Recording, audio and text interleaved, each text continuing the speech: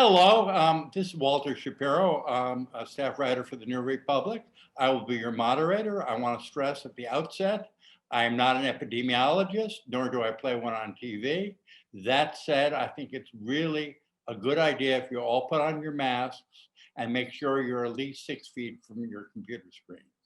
Actually, we're going to try to cover as much as we can in an hour. The last 15 minutes will be for questions, which there's a nice chat function where you can ask the Q&A function, where you can ask it online. Let me briefly introduce the panel. Just going around from the way I've set up the screen on my gallery view. There is my colleague from the New Republic, Osita Nwanevu, who has written on so many topics, and is someone I read with pleasure every week. Going to the lower left, another colleague from the New Republic, Matt Ford, who in addition to writing about the Supreme Court and the law, also wrote a fascinating piece for the New Republic online in the last week about the need for a COVID commission. Going right along, we have Alex Zaitchik, a freelance writer who has been contributing to the New Republic since 2009. And in the March issue, he has a fascinating article about long haulers, people who have really suffered with the disease and countless symptoms ad infinitum. And it is both moving and scientifically fascinating. And in the lower right-hand corner, or at least mine, we have Pulitzer Prize winning science journalist, Laurie Garrett, who is someone I follow on Twitter avidly. In fact, probably 30% about what I know about this horrible disease is from reading Laurie Garrett. Her biggest, most recent piece was in Foreign Policy magazine. And it was basically, she accused Donald Trump of pandemicide, which is a playoff genocide. What we're going to do is we're going to start off with our 4 panelists, probably going in the backward order I just did, starting with Laurie, and then going to Alex. Just a brief 2-minute statement of what you think are the big issues facing the Biden administration right now.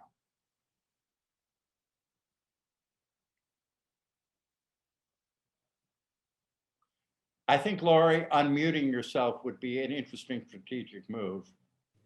Speaking of strategy, I think the big problem facing the Biden administration right now, and not unique to the United States, is the lack of a strategy for dealing with COVID. Everybody's in reactive mode, throwing tactical solutions at the problem, whether it be masks or vaccines or drugs or whatever, but without any overarching strategic plan. And beginning with a strategic plan is stating what is your goal. It's really unclear right now whether the Biden administration's goal is to simply make it safe to live in America and not die of this virus, or whether it is to eradicate the virus from planet Earth, or somewhere in between those two extremes. And we've not had anything enunciated, including in the 200-page so-called strategic plan that was posted by the White House a couple of weeks ago. Alex?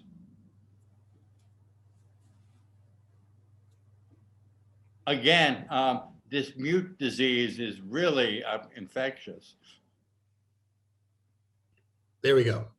I guess I would start with an agency that is kind of easy to forget for a bunch of reasons. It's in Baltimore, and it has a reputation as kind of just a money in, money out kind of part of the government. But the Social Security Administration is going to play an absolutely crucial role in handling what is probably going to be a very large influx of disability claims and applications. And even before the pandemic, it was an agency in crisis because we had these Trump appointees who were basically ideologically opposed to the function that it was supposed to serve. And they had flipped the sort of rationale that the administrative law judges were using, where they were making them afraid to let someone slip through and be accused of fraud, as opposed to worrying about people who deserved disability not getting it. And now with everything that's happened as a result of the pandemic on top of this, it's become especially urgent to get rid of these guys as quickly as possible. And after clearing house, reassess what's going to be needed moving forward. Matt, where do you come in? And please unmute yourself. Well, I think both Laurie and Alex made excellent points about what needs to be done going forward. One of the things that has really concerned me now that we have an administration that is, to put it mildly, slightly more interested in transparency and scientific accuracy than its predecessor. Part of it wants to see a look back. Obviously, there's a lot to do on treatments to come, on strategies to come, on tactics to come.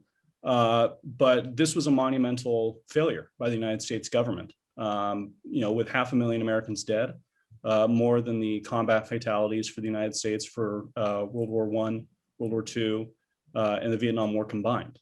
This is only 100,000 shy of the total American deaths in the Civil War. It's a monumental loss of life, and it represents a massive failure for the federal government, not just from Trump, but from all components to properly address this. I want to know what went wrong. I want to know why agencies like the CDC and the FDA weren't adequately prepared for this. I want to know why we had conflicting indicators on mask wearing early on. I want to know why we were able to develop a vaccine so quickly, which is a testament to the resources and scientific power of this country. But we seem to have no plan to distribute it, let alone distribute it equitably. I think that that's essential, not just because we have an opportunity to figuratively strike while the iron's hot, while the information is still out there, but because there's a risk that this or something like it could happen again, and we need to be more prepared going forward. Osita, do you want to finish up the opening statements? Sure. So I agree with all that's been said by the other panelists. I write mostly about politics, so that's where my first thoughts really go. I think it's going to be important for Biden to retain public confidence, not just because it's going to be good for him politically, but because what we've seen over the past year of going through this is that the response and the effectiveness of the response has been limited by the extent to which people think that they're getting clear information, as Matt indicated. Now we're seeing vaccine hesitancy in certain communities that are going to be important to reach. So it's going to be important for Biden to make sure that he's retaining the credibility of the federal government and all it's doing in response to the pandemic as things continue to ping pong back and forth. I mean, it seems like we've gotten cases going down in this country pretty dramatically, but we're not out of the woods yet. And we could still see a lot of surprises come up. We're seeing mutations come out and all this. So I think it's going to be very important for Biden to make sure that he retains the confidence of the American public, to ensure that people are willing to comply with a process that they believe and see working. Let me go back, and Matt hit some of this in his opening statement, and Laurie, of course, in the article I referred to before on pandemicide. What lessons from the failures of the Trump years? I think we will all stipulate that the Trump administration grotesquely, cynically, horribly mishandled this pandemic. But what are the big lessons that are most relevant to the Biden administration beyond "don't be Donald Trump" and don't suggest that drinking bleach will cure a disease? Well, I think it's easy to wave our hands and mock the Trump administration and miss, the really huge errors that were made in a knowing, deliberate way. So there were a bunch of errors made by the Trump administration that reflected the incompetence of not only the president, but of who he chose to hire and of the so-called expertise that he surrounded himself with the exception of Tony Fauci. And the appointments he made at various key departments like the CDC and HHS and Food and Drug Administration. But what I find especially repugnant are the things he did quite knowingly, quite deliberately, putting others at risk and putting the nation at risk. And I would, as I wrote in the New Republic in March, two people really bear the brunt of the burden of blame for this entire pandemic: Xi Jinping and Donald Trump, two deeply flawed world leaders, deeply flawed individuals with monumental egos, with a tremendous need to be surrounded by sycophants and to always be told good news, bad news makes them sick. And even when he had COVID, and we now know was very seriously ill, nearly put on a ventilator, which, as you probably know, very few people walk away from being on a ventilator in ICU with COVID. Even then, Donald Trump had to, rip his mask off in a dramatic presentation from the balcony and, salute the helicopter as it lifted off, signaling to the nation, it's no big deal. There's nothing to worry about.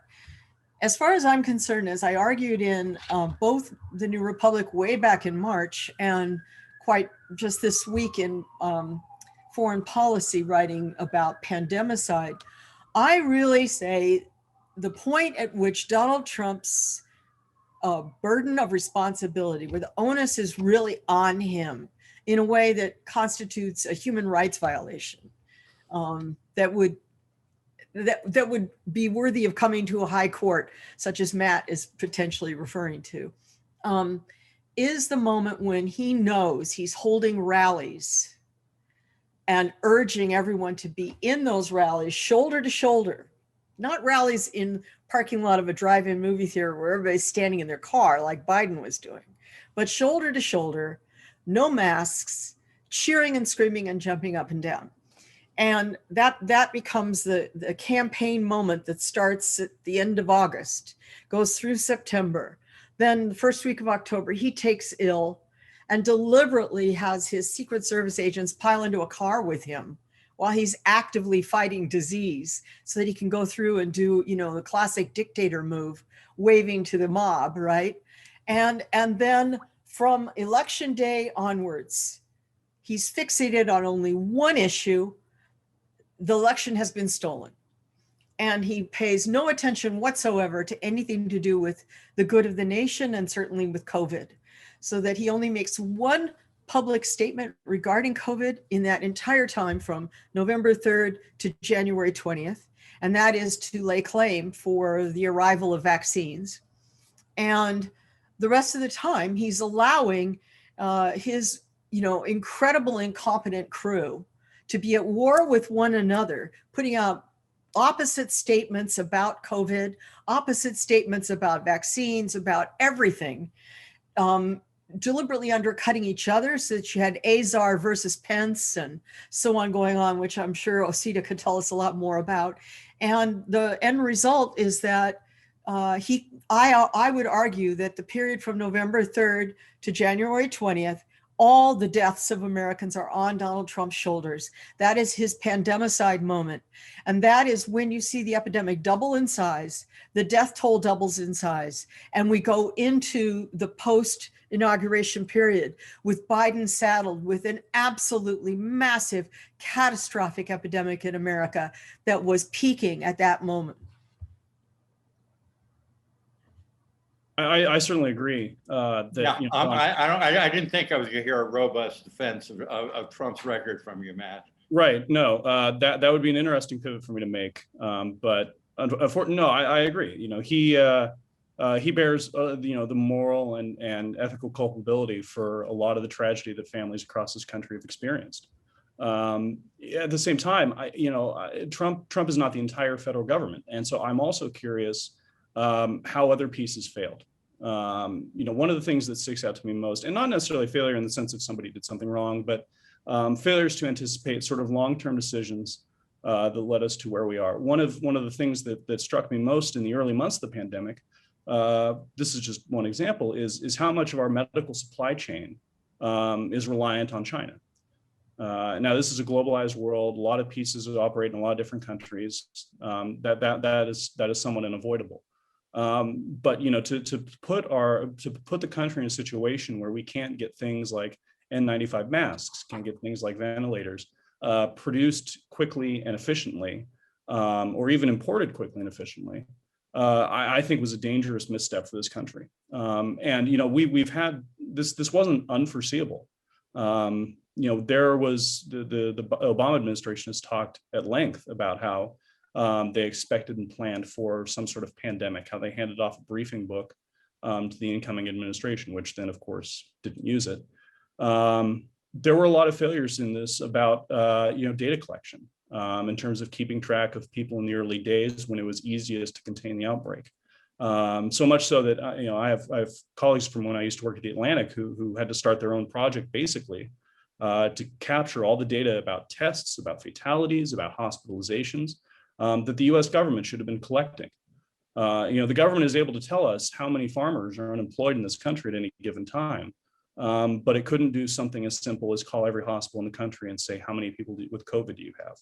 I could go on. There's the debacle with tests. There's a lot of components that should not have required anything from Donald Trump to be activated. He could. The example I use in my head, just to wrap up, is that with the stroke of a key and a few code words, he can obliterate any country on earth with nuclear missiles.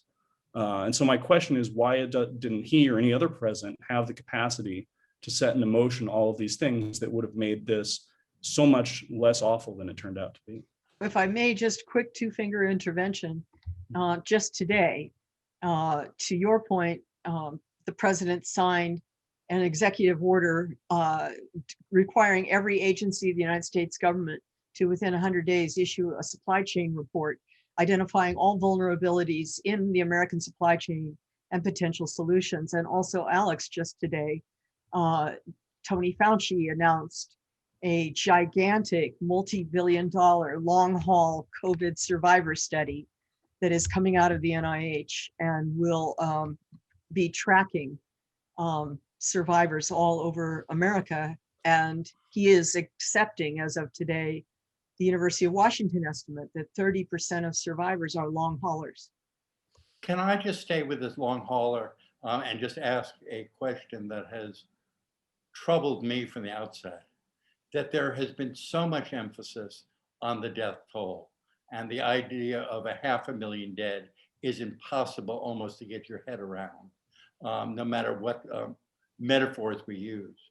But what so many of the long haulers tend to be people, from what I've read in Alex's piece and elsewhere, people in their 30s and 40s, that they are not the prime 92-year-old in a nursing home who are cynically dismissed by the Republicans as they had underlying conditions of being old. Was there a mistake in the government's messaging of focusing so much on death that too many people age 38 thought, oh, well, if I get it, it'll just be a case of the flu? Anyone want to jump in here? I'll take that. I think absolutely that was a mistake, but it's one that's tied to a whole series of mistakes. And the fundamental one that unites them all was an interruption of research into coronaviruses going back to 2003. And if there had been an active kind of attention on coronaviruses, we would have known from previous experiences that this was going to be an issue, and that there was going to be a pretty large long COVID cohort, and people were going to experience chronic fatigue-like symptoms, because it happens after every virus, and especially the close calls that we've seen in the last 20 years. Sometimes even more than 50%. So yeah, but that should have been an ongoing conversation, not just after the pandemic was announced last March, but it should have been part of like an active public health conversation taking place that people were just kind of aware of going back a long time. And there's been a general, amnesia in a time when we were clearly waiting for the next one. Laurie's book, I remember when it came out, The Coming Plague. It's not like this was a secret.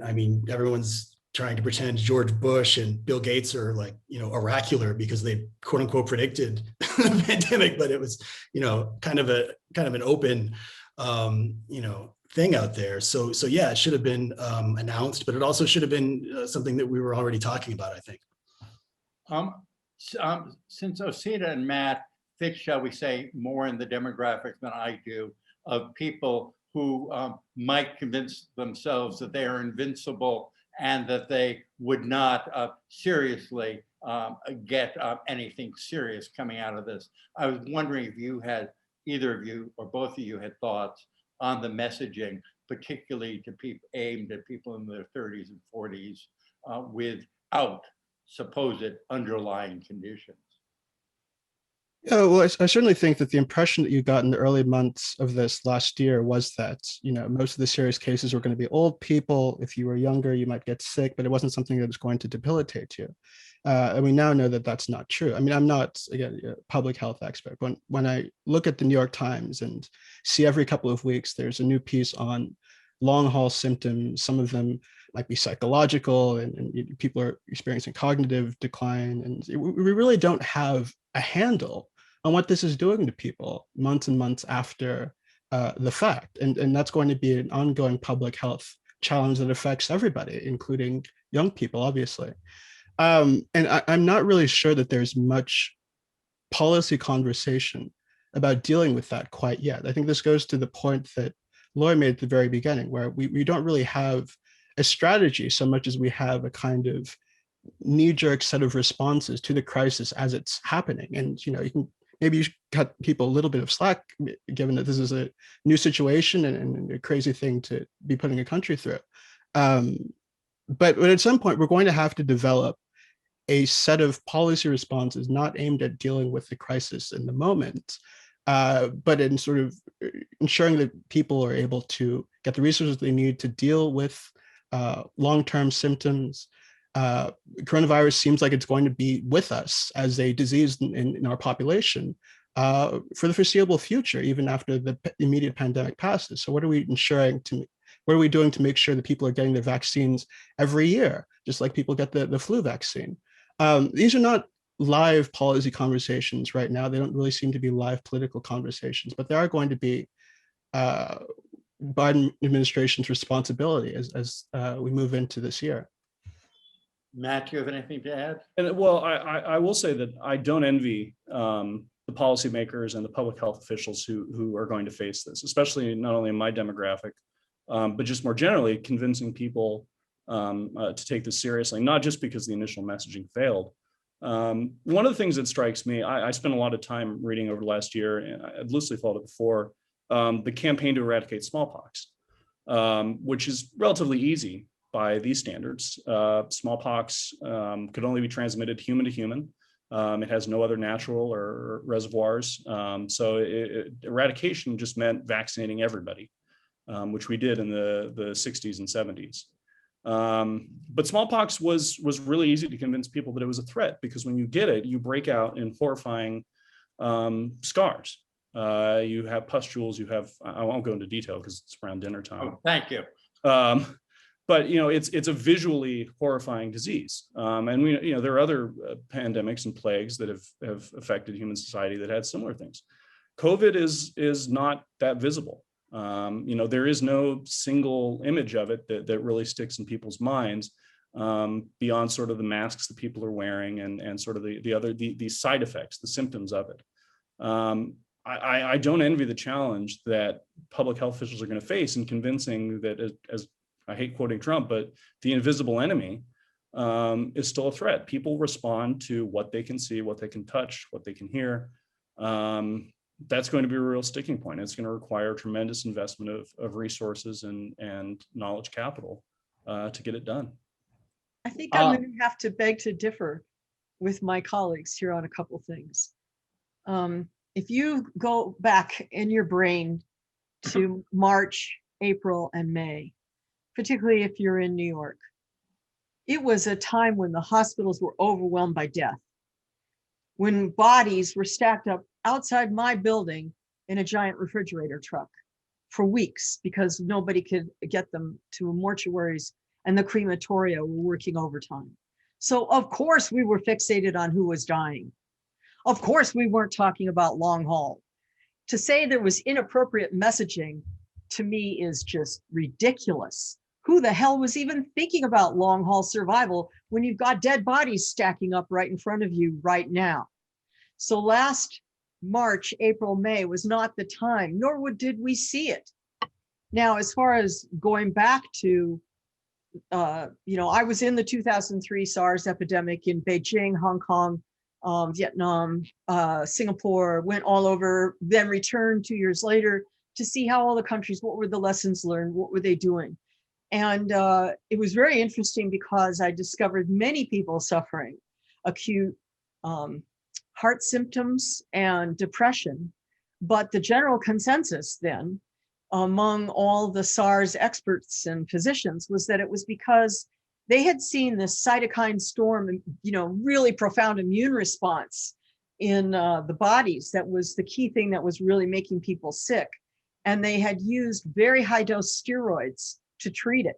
And steroids induce heart damage, acute depression, all the things that look like chronic fatigue syndrome. And that's the reason that we're very loath to use steroids in high doses anymore. As far as MERS goes, the Saudi government wouldn't allow anybody in to look at their patients. I mean, every researcher on the planet who deals with infectious disease outbreaks wanted to get into Saudi Arabia and look at MERS, and they weren't letting anybody in. And so we don't have a lot of good data out of Saudi Arabia, Bahrain, UAE. Most of what we really know clinically about MERS has come from the South Korean exposure, which was very brief. It was big, but brief. But to go to where we are now, it's only practically yesterday in the course of this epidemic that everybody finally acknowledges that the majority of transmission is from asymptomatic individuals. If you go back to this time last year, China was still saying there was no asymptomatic transmission. The only thing you had to worry about were people that were very profoundly and obviously ill. And we were doing fever checks as if that meant anything, as if that was relevant to anything. So we were operating on a kind of influenza model about this disease rather than, as you put it, Alex, a coronavirus model. Where we are now, I think, is that we're now far enough out that we've seen large numbers of people in their 20s, 30s, and 40s who got infected 9 months ago, got sick 9 months ago, even with mild illness, and are now, in very large numbers displaying this long haul syndrome. And we're seeing it in, 100 countries. It's not just an American phenomenon. So it can be separated from what treatment modalities were tried. You can't argue that, as was mistakenly argued in the case of SARS 2003, that this long haul look is the result of treatment modality of corticosteroids. And I think now that Alex is absolutely right that this is going to be a fundamental crisis for the Social Security system, for Medicaid, for everything to do with long haul treatment. And I think that we're going to end up finding, and I'm pretty sure Tony Fauci would agree with me on this, that what we're going to end up finding is the reason we see this long haul syndrome in an otherwise very healthy demographic, youthful demographic, is because it is about the immune system torn asunder by itself. It is an immune response gone awry, akin to the cytokine storm of the SARS 2003. And when your immune system goes that bonkers, it starts attacking organ systems and functionalities all over your body, including ganglial connections in your brain. And I think the long haul on this is going to be, we don't have a good solution because we've never really figured out how to reset the entire immune response once it goes that way. And I would just point out one really quick example of that. In the early days of trying to understand what was chronic fatigue syndrome, one leading theory was that it was noted that most of the people who suffered it had been overachievers. They had been, star athletes, super overachievers in the office, really go-getters, and then all of a sudden, boom. And a leading theory was that it had to do with adrenaline, over activation of adrenaline for months or years on end, and then a sudden stop, which then makes it very similar to post-traumatic stress syndrome. And PTSD is similarly something where you've lived on an adrenaline high for a very long time, and then suddenly it's gone and you sink into depression.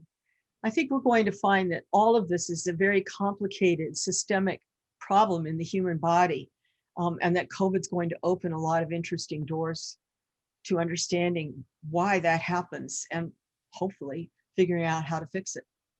let me try, first of all, let me say in no way, I was in New York during March, April, and May, and I can still hear the ambulances. And I was in no way trying to minimize the deaths, but what I was also trying to deal with is the number of people, back to the people at the Trump rallies, who really felt like this is a disease that would never affect them, and it's an other people disease. And that other people disease led to social behaviors which fanned the pandemic.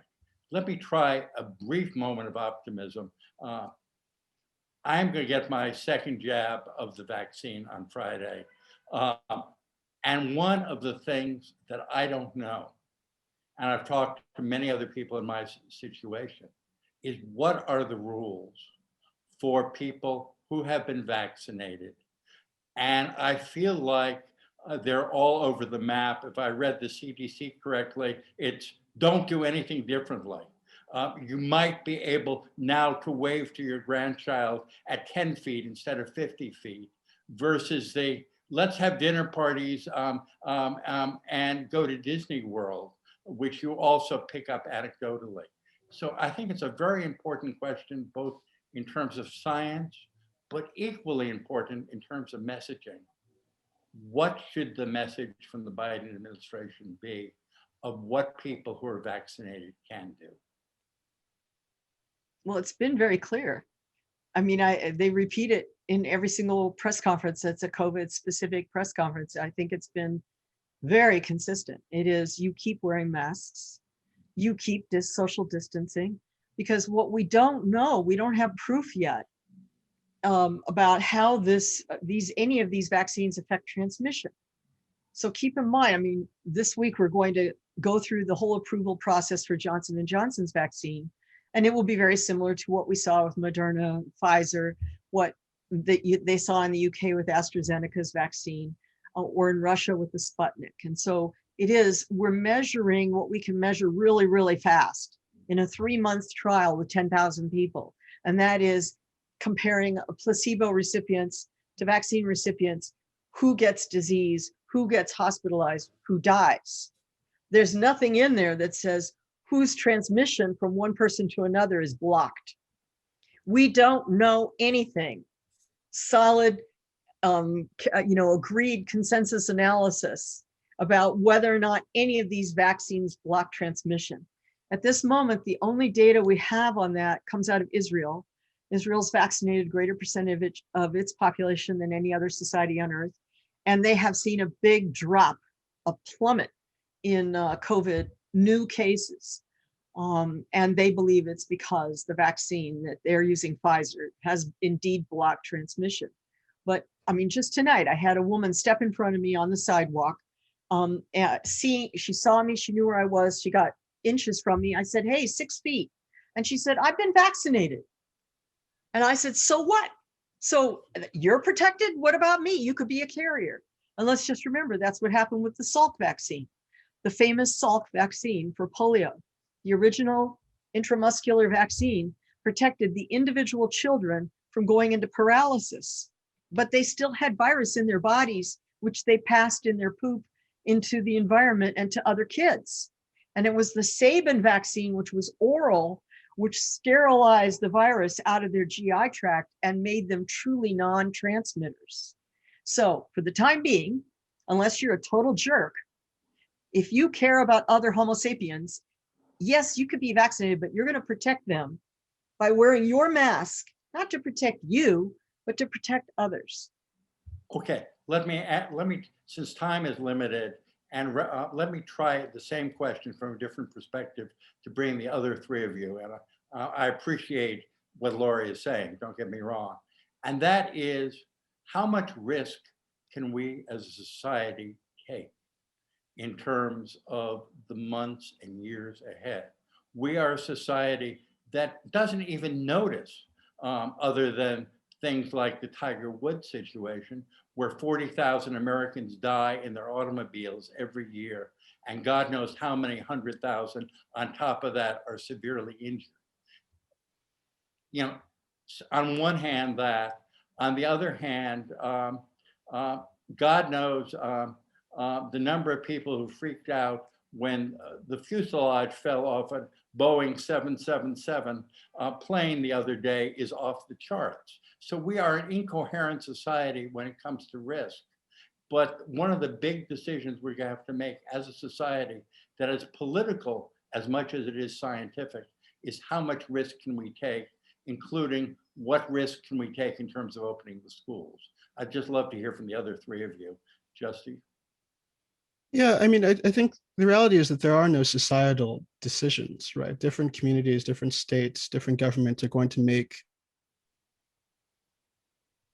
different decisions for reasons, and some of them for very terrible reasons or political reasons. And I think the reality is that we're going to come into whatever the status quo ends up being once the worst of the pandemic is over in a kind of hodgepodge way. That's just sort of the fact of our politics. And so I think the best thing that we can do as journalists is to make sure that we are providing people with clear information. We've talked a lot about the messaging responsibility of the Biden administration. I think we should be talking a little bit also about the responsibility the media has, particularly on this vaccine question. What Laurie said was very important. I've had conversations with people in my own personal life who've said to me, well, look, like once we get the vaccine, who are you to tell me that I still have to wear a mask? I've seen in social media a number of pundits over the past week saying, well, why is the administration being so doomy and gloomy about still wearing masks and not doing stuff? And vaccines are out and cases are going down, and that's great. And all this is doom and gloom is going to hurt Biden politically. Like this, ultimately, if you want to be a responsible voice in all of this, I think you have to communicate to people what Laura's just said about transmission, and the fact that this is going to be an ongoing situation, even though it looks like the worst is over. It's not just Biden's responsibility to tell the American people, though obviously he should be giving American people clear information and inspiring confidence, all these kinds of things, but also it's among us who've been granted microphones in the press to make sure we're communicating things clearly and not letting what we say get thrown about by a culture war, incentives, and that goes for the schools conversation especially. It's a complicated thing deciding when and whether to open schools and how that should be done. My mother was a school nurse until very recently. She's been working in public health for a long time. And at the school to school, people are trying to figure this out. What spaces are we going to move classrooms into to make sure that people have an adequate distance between themselves? What are we doing for our janitors, our bus drivers, to make sure that they are also being spaced out and not interacting with people who might be potentially infectious? When teachers aren't coming in because they're sick, what do we do? Atlantic wrote a wonderful piece a couple of weeks ago about how even in districts that have opened up, there's a lack of teachers and staff to do in-school learning the way that people imagined they'd be able to do it once schools open back up because of the infection. So all these questions are very complicated, ethically, logistically. And unfortunately, I think we have a political discourse that doesn't really allow for the kind of nuance that these discussions really merit. But it's going to be incumbent upon everybody in the press to make sure that we're talking about the pandemic in a responsible way. I agree, and if I could just echo, one point and draw off the metaphor you used with Tiger Woods and the car accident, 40,000 people dying a year. That's true, but we also take a lot of steps to make sure that more people don't die than that. Every person who's in a car in America has gone through, training and licensure to make sure that they can actually operate the moving vehicle. There are speed limits. There are, cars that are designed basically to crumple without killing the person inside, which is kind of an impressive engineering feat. And most of all, there are criminal penalties if you violate any of these things, if you don't wear a seatbelt. I think that that's actually a really good way to frame it to people, that look, you as things go down, you may be able to resume normal life, but you should understand that this is not over. And as that continues, there are steps to take. I don't think it's going to be a binary situation between optimism and pessimism. I think as long as you give people the realistic, accurate portrayal of what they'll do, people will abide by it. An anti-mask crowd got a disproportionate amount of attention in the media, but the fact is that polls show that 80% of Americans consistently wear masks. or take steps to protect themselves and others. I agree with Osita that this is going to be something decided collectively, and I'm slightly confident that it will work out to some degree better than what we've seen so far. Alec, you were going to say something? Yeah, I agree with what Osita and Matt just said. I would take the risk question and pan back a little bit. I think one of the lessons of the last couple of months with the rise of the mutant strains is it's kind of out of our hands to the extent that no matter what decisions we make, if the strains are developing abroad, they're developing here. And like Dr. Tedros at the WHO says, until everyone's vaccinated, no one's vaccinated. And one of the things that I think we could do to address that in this country is demand the president and the people at the top at NIH to rewrite these contracts that we have with companies that got billions of US public dollars and demand that they are actively tech transferring as much as possible to other vaccine manufacturers around the world to scale up, and proving that they're doing everything possible to contribute to that scale up, including transparency on their prices, transparency on everything they're doing. We gave them billions of dollars, and now we're just supposed to trust them. I think this is just increasingly problematic, and the risks of that have never been more clear. And I think that should be a much bigger part of the conversation about risk and what we can do about it globally, because ultimately this is a global problem that will be solved at that level. Let me ask the last question, which is the obvious one. When will life be 2019 normal again? And it is possible. Never is an acceptable answer. We're never. As opposed to We're never going back to 2019 again. There will be a new normal. We will have a new way of living and a new way of operating.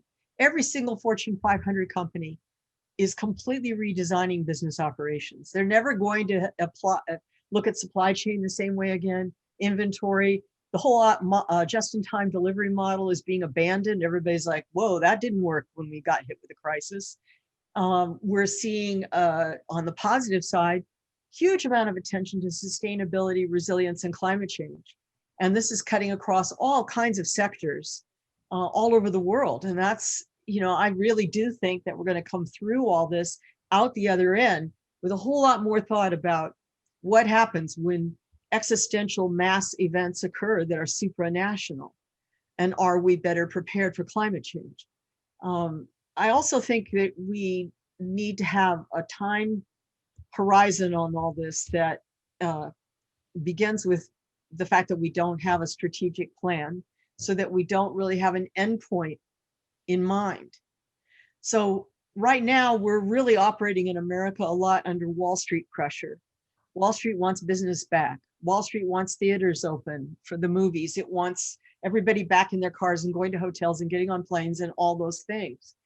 And so whether you think of Wall Street as the AFL-CIO pension fund invested or, the wealth of Elon Musk, I don't care. The point is, there's such an anxious mood to get everything rolling again that— But can I just break in here and just say, it's not only Wall Street, it is probably 95% of America, whether they are invested in the stock market or not.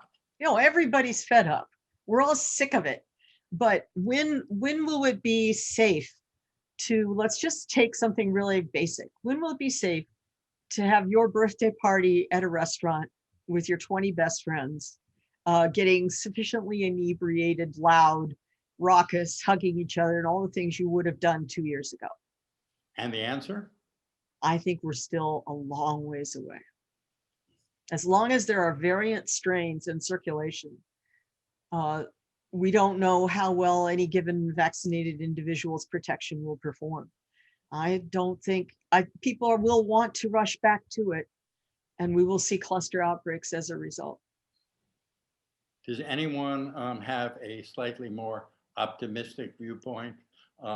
Because I'm about ready to walk away from the screen and say, okay, it's time to read the classics because I'm not going anywhere for the next 10 years. I guess I'll take a stab at it. I do think that I won't be going to, an extremely crowded bar anytime soon. But there's a spectrum, right? I mean, my parents are getting the second dose pretty soon. I would love to see them again. As soon as I'm vaccinated, I think that I would feel safe, flying out to them, or hopefully they'll fly out to see me. That's an individual decision. Whether I'm going to take actions on the far end of that spectrum is different. But I think that, it's going to be up to every person. And for a lot of people, they may not want to take the most extreme risks. But, talking about risk, we're going to see people take more small ones steadily as we go. The hope is, as Laurie has said, that, we'll have the plans and efforts in place to make sure that those don't run headlong into increasing strains and back to what we've just been through. Let me just throw in one sentence question, and I would love just a one sentence answer from all of you, then we'll open it up to audience questions. And that is, do you have a one sentence explanation why so many Americans have refused to wear masks? That even if 80% wear them, that means that 20% don't, which of the adult population, you're talking about 50 million people don't. You can't tell me what to do. Even by asking a question? No, it's, you can't make me. Government can't make me. Yeah. Yeah, with that plus the spite theory of American politics. Yeah.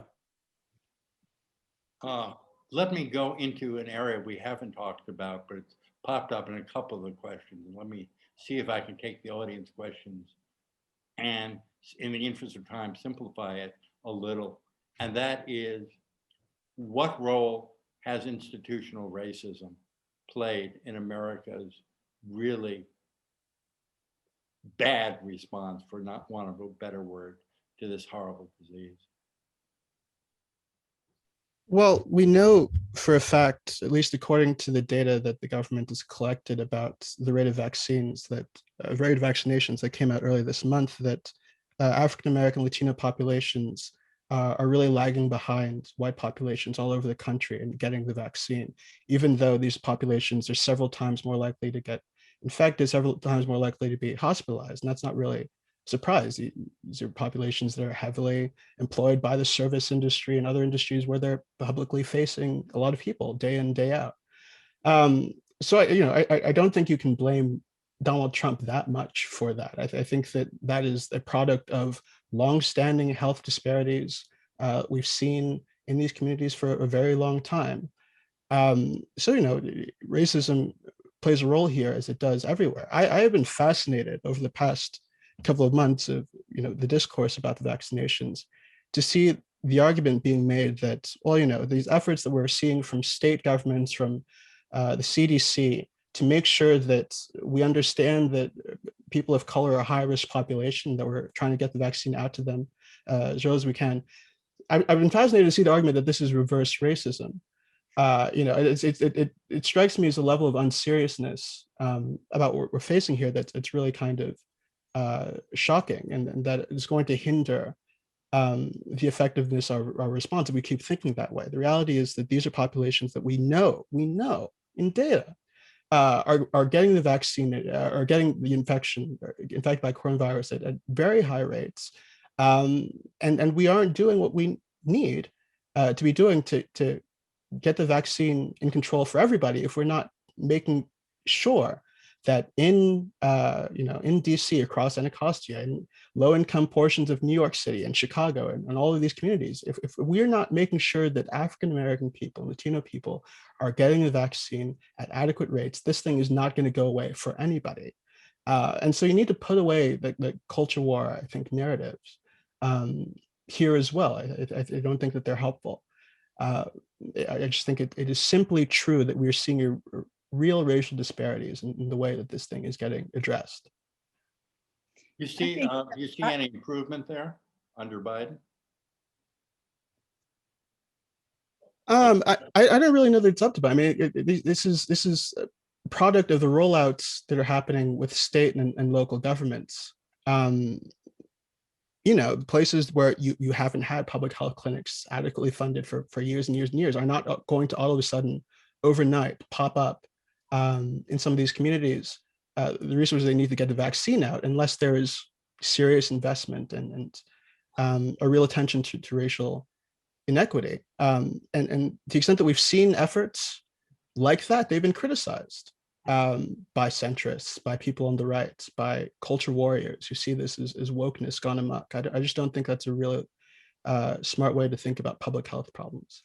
Laura, you were about to say something? Yeah, two quick things. First, on the Biden side, he has in his COVID team an individual in charge of equity. We've never seen a president do that before. And in every single briefing I've been in, equity is raised as a serious issue.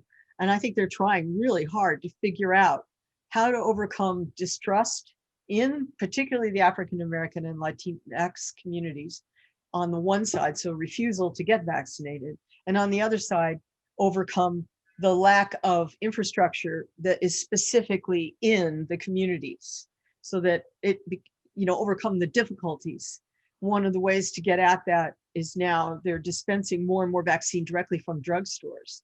And almost every single American, unless they're in a very remote rural area, lives within a mile of a drugstore. So that starts to get, into the community.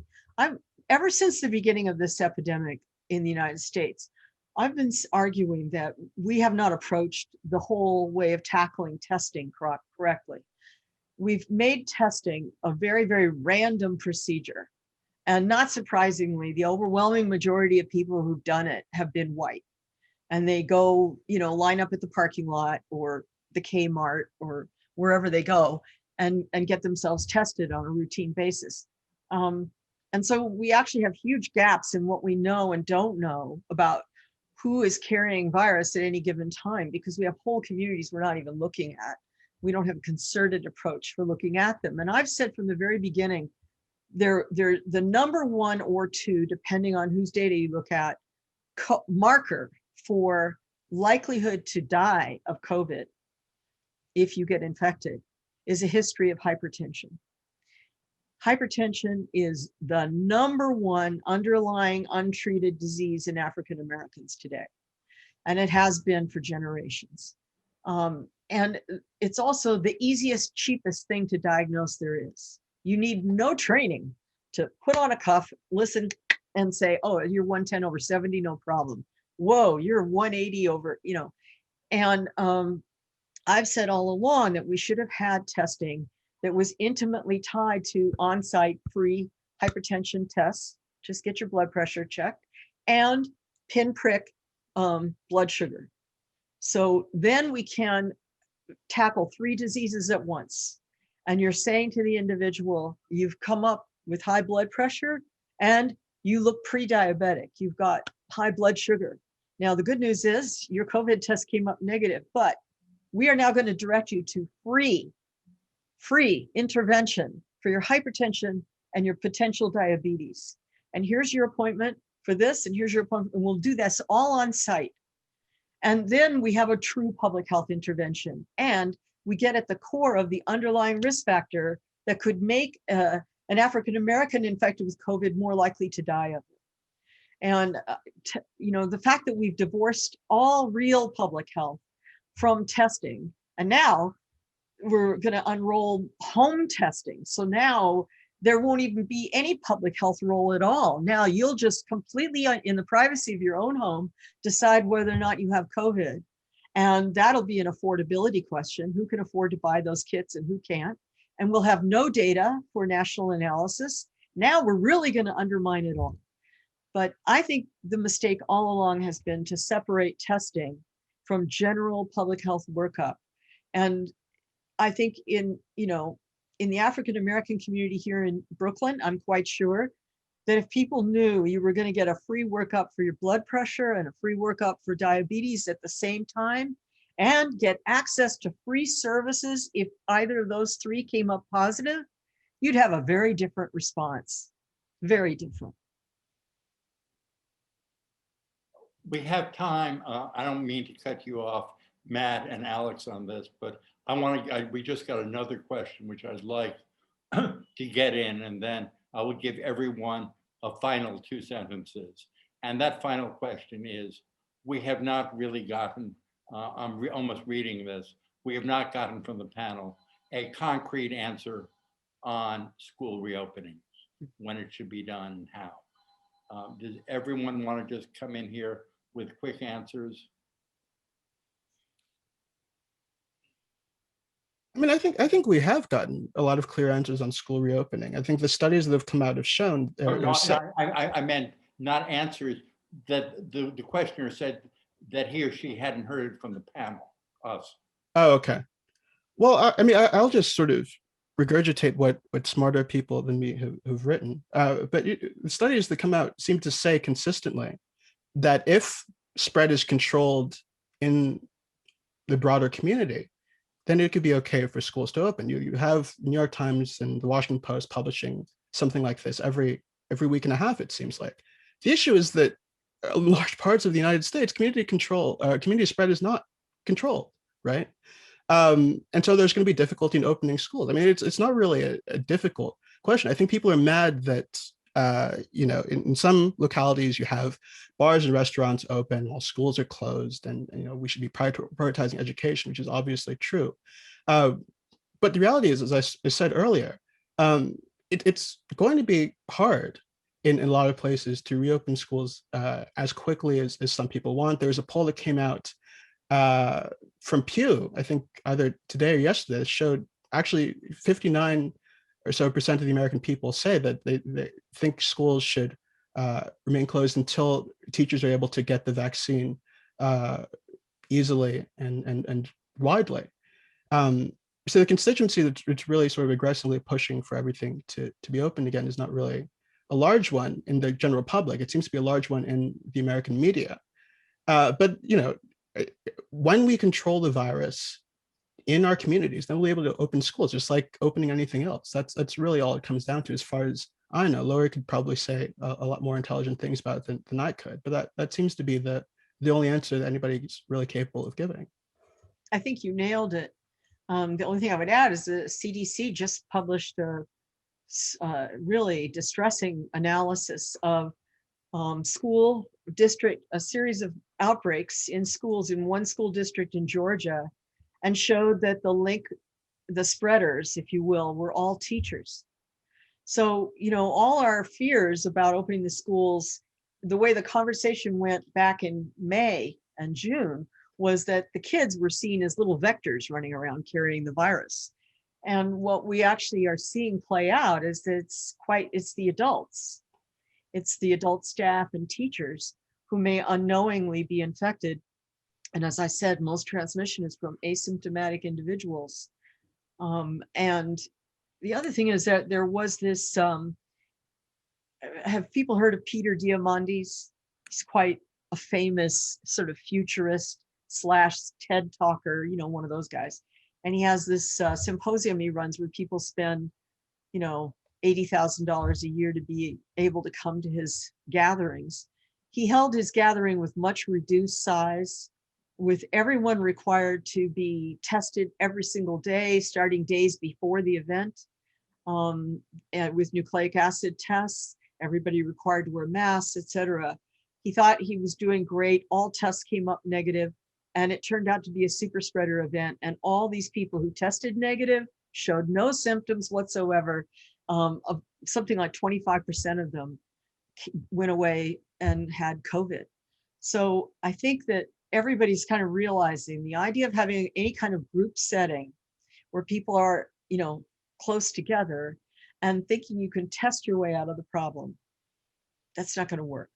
So it has to be about really rigid distancing and masking, which then goes back to the racism question, because we're seeing that the school districts with the least money are the ones least able to socially distance their students and to provide a safe physical setting for the youngsters to be there with their adult teachers and supervisors, because they don't have the funding to have proper ventilation and desk spaces far enough apart, small enough class size numbers, and so on. We have tragically run out of time, or almost run out of time. I'm going to cheat a little and give everyone, starting with Matt and Alex, who didn't answer the last question, about 3 sentences to just make one last point, and then I'll thank everyone for participating. Matt? First of all, thank you for having us and letting us take part in this. I learned a lot from it. The only thing I can say is that if this has felt overwhelming or difficult or stressful, especially over the past few weeks, you are not alone. And if we play it right, hopefully this will get somewhat better soon. Alex? I would close with one add-on point to the racial inequity question. And that is, I think it's worth keeping in mind that as we pay attention to what's happening in this country, we're also reproducing racial inequities at the global level through US leadership in enforcing the intellectual property regime at the World Trade Organization. And that's something that deserves a little bit more attention than it's getting. Osita? I should probably just close by saying I'm optimistic, actually. I think that we're on a better trajectory than we were on a few months ago. The vaccines are out in the world, and that's good, but this is going to be a problem they're going to deal with well into this year and into next year, and really for the foreseeable future. I don't think there's going to be a clean resolution, but I do think that we're moving in a positive direction now, finally. And Laurie, I'll give you the last word. I said at this time last year that we were in for a 36-month struggle. I think I was right. That was a perfect answer, since one of the questions was about your 36-month prediction. Well, this has been great fun, and I know the panelists were all going to go out and get very drunk in a crowded bar.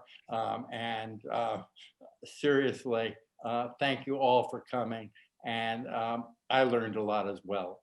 And read the New Republic and read our authors, Alex and Laurie, wherever they appear.